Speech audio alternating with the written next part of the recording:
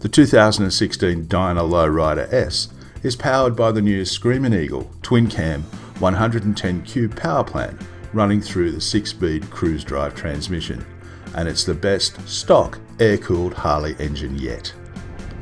It is more responsive than the other 110 cube engines currently available from the Softail range, although it does vibrate more than the counterbalanced B variants.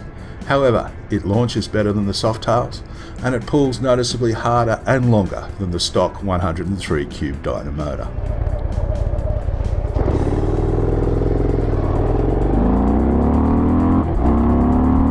It features a 101.6 by 111.1mm bore and stroke to give a 1801cc displacement, and a heavy breather intake is fitted as standard. Harley claims 156 Nm at 3,500 RPM, but numbers aside, the torque that the 110 cube produces and the way it is delivered is a perfect complement to the bike's road manners. A real-worldly 17-inch by 160 section rear tyre and a 19 by 100 section front on new Magnum Gold 5-spoke wheels are suspended by 49mm cartridge premium ride forks up front and premium ride emulsion shocks at the rear. After a few days riding, I was genuinely surprised when I checked the specs to find that the rear only has 54mm of travel available. I didn't bottom out once, and I found the ride comfortable and the handling, tracking and the ride solid and reliable, no doubt testament to the quality of the suspension. The twin 300mm discs up front with floating rotors and 292mm rear brakes continue to make any barroom arguments about Harley brakes redundant. The ABS units aren't quite as effortless as the latest batch of Softail stoppers, but even so, I rarely call the rear brake into play in general riding, as the fronts are just that good.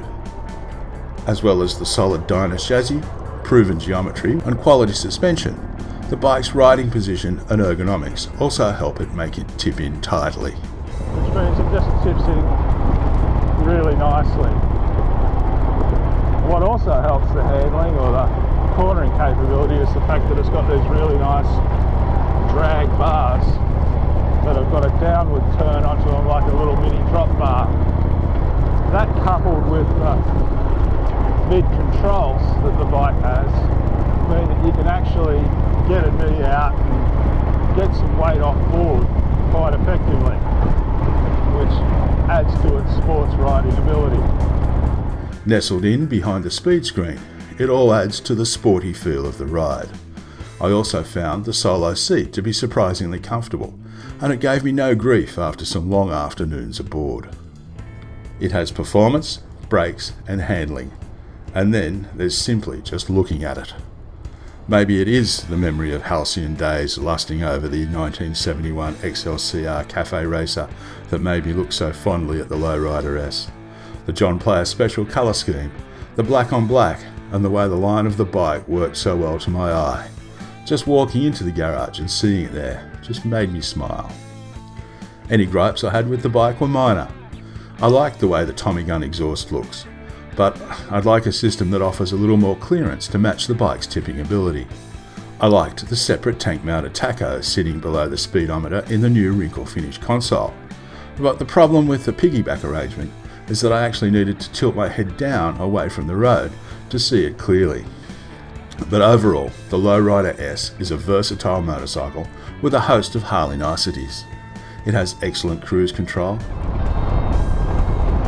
Basically, one button in turns it on, one push down sets your speed.